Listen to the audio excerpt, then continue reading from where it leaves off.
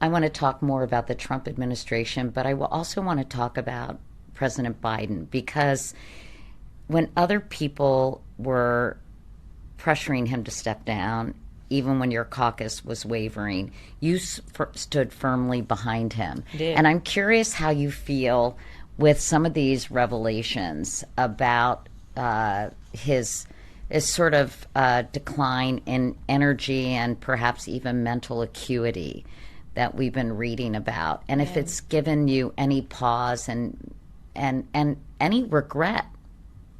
Not a single one. I still stand by the decision to stand with President Joe Biden and then ultimately standing with Vice President Kamala Harris.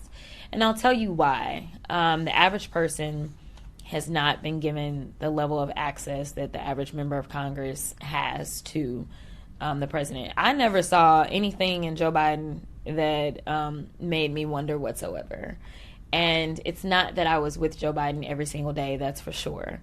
But as I talked about my grandparents, the way that I would describe Joe is like, I mean, he's a granddaddy, right? And so, like, you know, the way that my granny was when she was younger versus ultimately kind of where she was at 81 when she ended up passing away, mentally she was still there, but like her attitude about certain things, like whether or not she was looking to be as polished or cared to be as polished, or even if she moved as fast, it just wasn't there. We all slow down.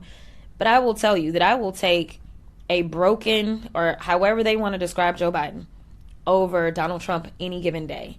Because number one, I know Joe Biden's heart. And I can tell you that when you look at the legislation that he was able to push forward with, this wasn't legislation that was about him and his rich friends. It was legislation that was for the good of the American people.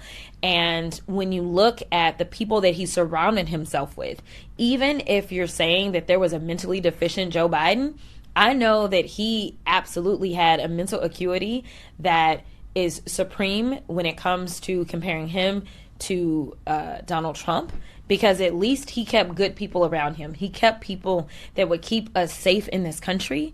He kept people that would make sure that even as tensions were rising all around the world, that we were keeping those tempered.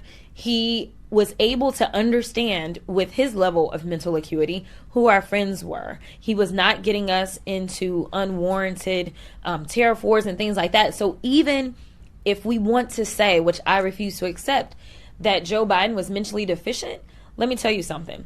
His mental deficiency is still 1,000 times better than what we currently have. And so, you know, I just wish that ultimately this country would judge each of our leaders with the same measuring stick. We do not. There was a lot of pressure that was put on Joe Biden. There were a lot of criticisms that were lodged at him as well as Kamala Harris. This idea that we don't care how many people get hurt, we don't care how we prostitute our service members, you know, thinking that you have your own special little army that's for you.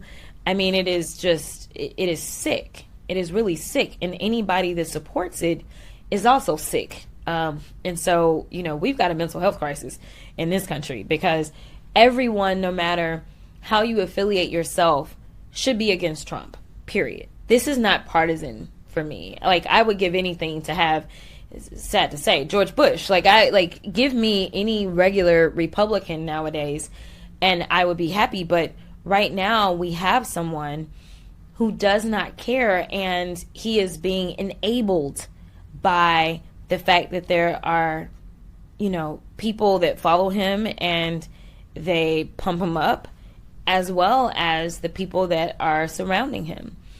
And so, you know, my heart breaks for service members, people that signed up to protect democracy and freedom, not only here, but abroad, and were willing to risk their lives. And now, literally, the very thing that they signed up to fight against is now their commander-in-chief. It really breaks my heart. And I don't know how far he has to go before we can come together and just say, enough is enough. Like, this should not be partisanship.